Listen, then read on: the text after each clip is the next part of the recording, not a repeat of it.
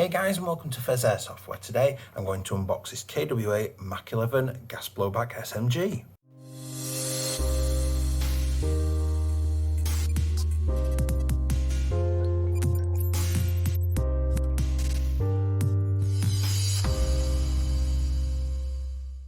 Hey guys, and welcome back. If you do enjoy this content today, please do like, comment and subscribe, because you can really help the channel get seen and by the algorithms and grow. If you would like to join my Discord, there is a link down below to my link tree that shares all my socials, including my Discord. And channel memberships are active. It's just 99p a month to be a member of the channel for bloopers, some members only videos coming through now as well. Totally optional. Massively appreciated if you do that. So the KWA then MAC11 Gas blowback. So I picked this up off a friend who sort of got it on a whim and then decided he didn't want it, so I bought it straight off him. So the box itself, fairly plain and standard. Although that is a target on the back of the box, I don't like shooting boxes up. I'm one of these people that likes to keep my boxes and likes to keep them in good condition. I have had this a few months laying about, hence some of the marks on the boxes. We've got a little sticker on the end indicating what's in there, and that's about it. So let's crack into that then. So inside we've got the little MAC11 itself. We've got a really thin gas mag, 48 rounds I believe. We've got a hop adjustment tool in a little bag, and we've got some oil as well to lubricate it up. So we'll lift that out. Just check there's nothing else in there. Absolutely nothing else in there.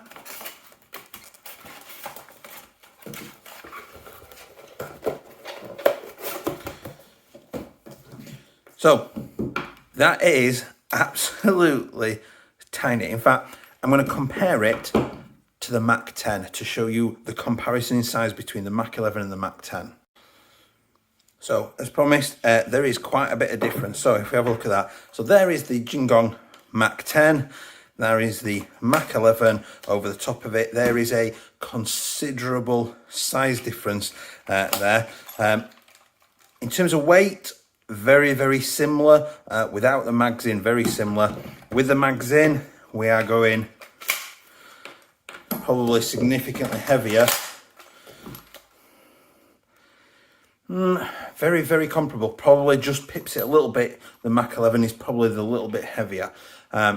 So there is the size comparison between the MAC10 and the MAC11. It's probably, I'd say, nearly 50% smaller. It's quite a diddy little thing. So get that out of the way. So get that mag out.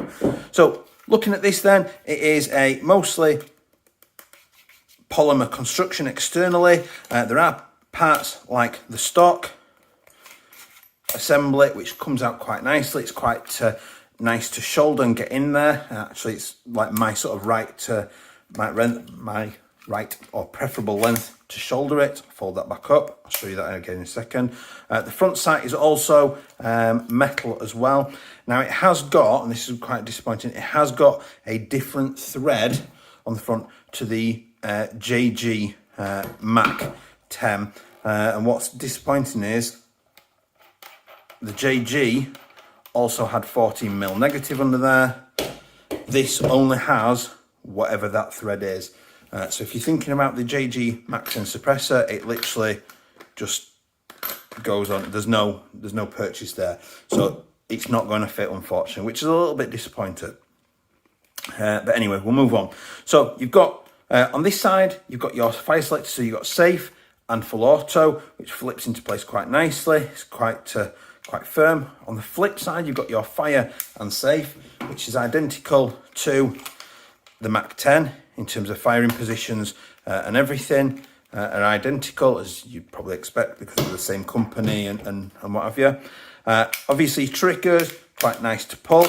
You've got a bolt that then pulls back and exposes our inner workings there. The stock, will come back to the hop in a second. The bolt stays open until you either pull the trigger or when the mag's in, it obviously then starts feeding, which we'll sort of cover in a second. In terms of the stock then, similar or the same as the JG MAC10, we're just going to pinch that together, give it a good pinch together like that, and that releases it to open up. And it's this pin here that you can see that it's catching on. So I'll flip that back in, locks shut, and it's popped into place there. So not coming out. So we'll flip that open, and then underneath you've got a button right here. Give that a good press in, hold it in, and the stock extends to one position and then out, and then one position and all the way back in again. And there you go. So if you wanted it to be a little bit lighter, or you were just literally going to field it almost like it was a pistol, you might even want to take the stock off. In terms of the sights then, the sights look down through the gap in the sort of charging handle, and you've got a single point at the front. You just got quite a simple rudimentary hole at the back there. This is the kind of size of piece that you're probably just going to run this as a side to something else. I'd be surprised if people were running this as a primary. It probably would be a lot of fun as a primary, but it's probably the kind of piece of kit that somebody would run as a sidearm, maybe to a sniper or something like that. So the gas mag then is all metal, quite nice and solid. There hasn't been any leaks from this. I've sort of charged it up with gas. It's still, you know, under pressure, so there's no gas coming out of that at all, and there's definitely no sort of smells coming off it at all. So to put it in, it just goes up and in, clicks in nicely, and to release it, we're just going to pull down on this little tab here, this thumb tab, and there it goes. Now, occasionally with the MAC10, very occasionally, sometimes if I'm moving about, I can, with my glove, get purchase on that catch and release the MAC10 mag. I would probably guess the same is going to happen here, but it does seem to require a firmer pull to get that mag to come out. So these then to buy are around £155 in the UK from a few different places, and I'll link to a couple of sites down below that have got them listed, not necessarily in stock, but got them listed. From the information I can find online, it's a 48 round mag, which is pretty decent. The mags are quite expensive though. Again, I'll link to that below. You're looking at 1.32 kilograms loaded, so there's quite a nice chunky weight in there. I do like feeling like I've got something. Running it as a sidearm's probably going to weigh a little bit though. The inner barrel is 115 millimeters, and it's a 6.05 inner barrel, and it's an NS2 gas system in there.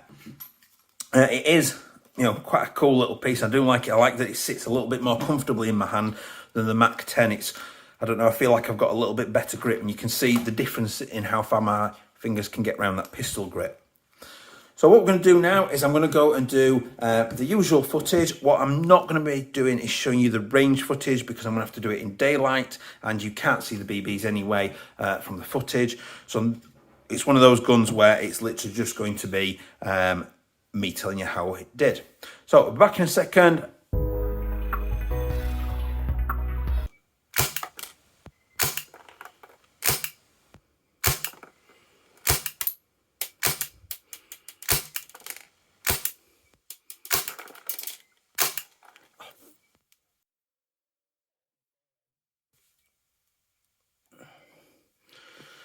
So, 270 up to 305. Let's do that rounds per second. 23, 28, woo. Out. That's a lot of fun.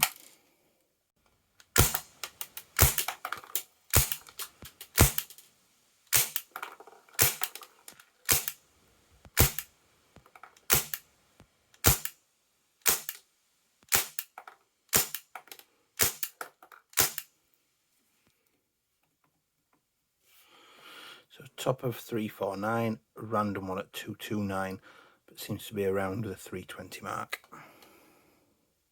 See what this does. Ooh, 24, 23.7, mag empty. And we're back.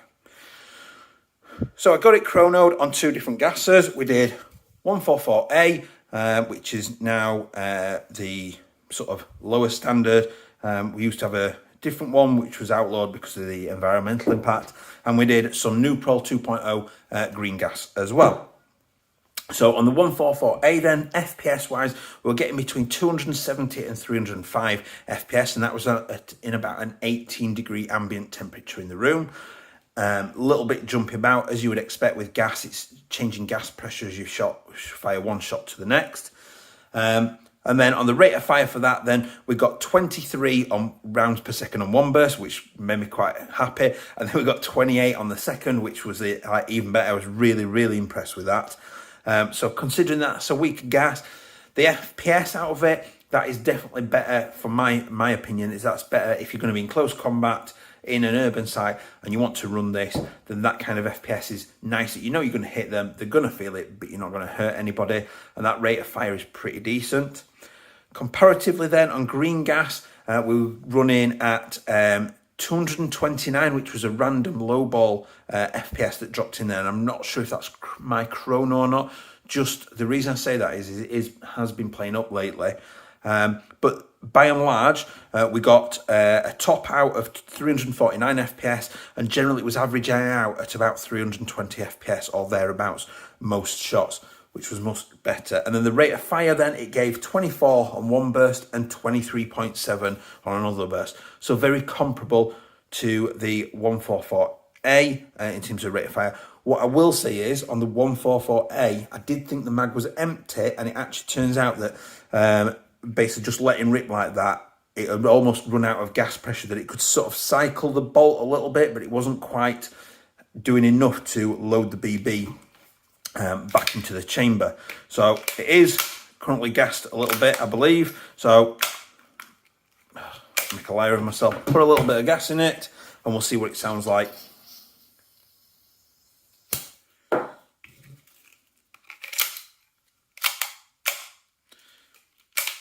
Got no ammo in it, so you can't fire it. Safety 101, I suppose. So if there's no ammo in it, this thing will not actually fire at all. With it being a gas gun, make sure that you're lubricating it often to keep it running nice and smooth. I'll close that off. In terms of range then, I was getting about 30 to 35 meters. Now I was finding that the adjustment key was, let's just get hold of it. The adjustment key to adjust it was fine, but I found it wasn't, it's not easy to tell, sort of what kind of hop setting on. You just kind of jam that in there. There's a set of teeth in there that they marry up together, and then you just basically lift the lever round. And I found it hard that I was either getting too much hop or too little hop, and it was hard to find that sweet spot. But it was easily about 35 meters there or thereabouts, maybe a little bit more on the odd shot.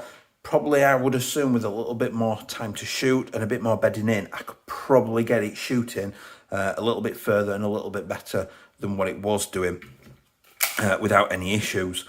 But it seemed to be quite consistent shot to shot in terms of where it was going and things.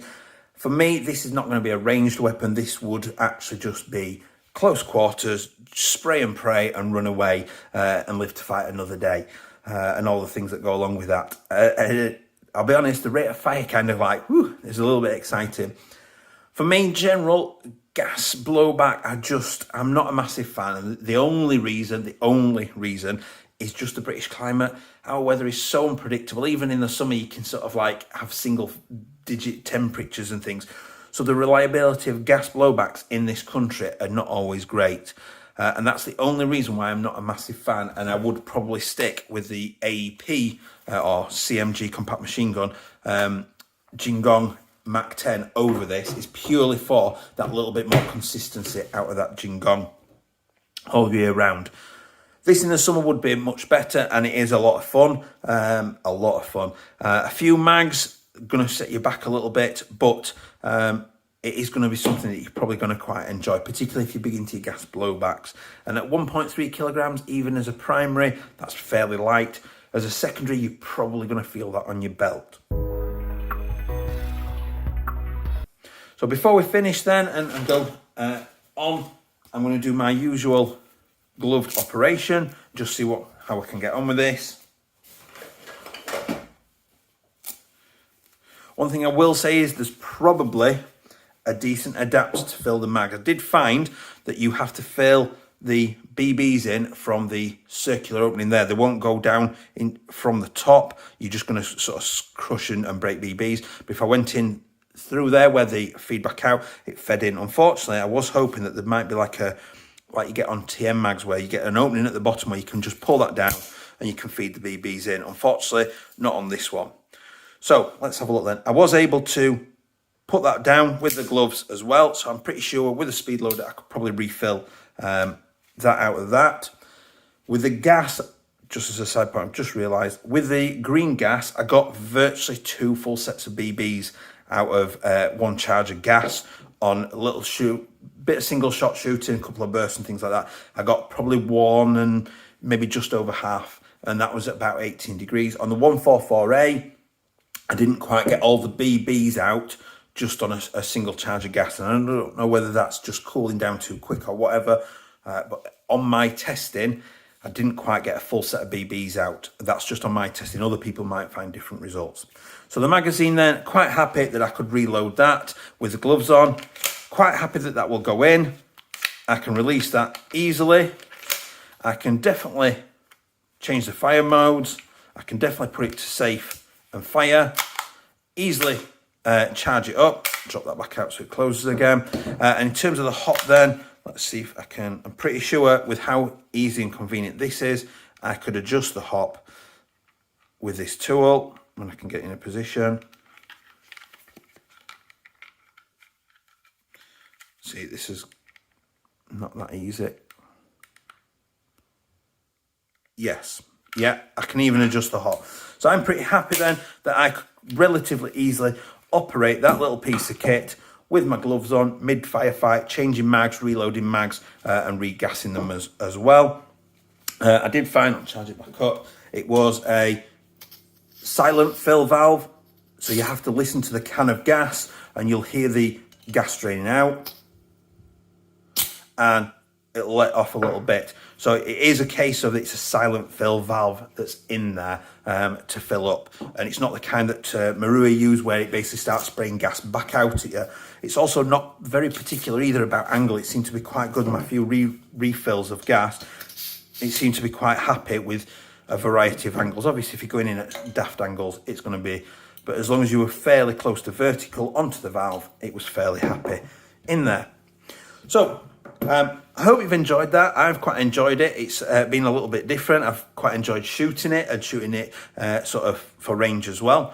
Like I said, for gas blowback, for me, it's just the British weather just doesn't work for gas blowback, so I'm going to stick to electric, but everybody's different. Fairly impressed with how it performs, especially on 144A. That's quite respectable sort of FPSs and rate of fires as well, that you're not losing much out on. Would have hoped for a little bit better in terms of gas efficiency for getting all the BBs out, but that could just be cooling in my conditions, not necessarily what you would see either. So I'll leave the usual photos. Please do remember to like, comment and subscribe to help me get seen and grow the channel, and I will see you next time. Bye.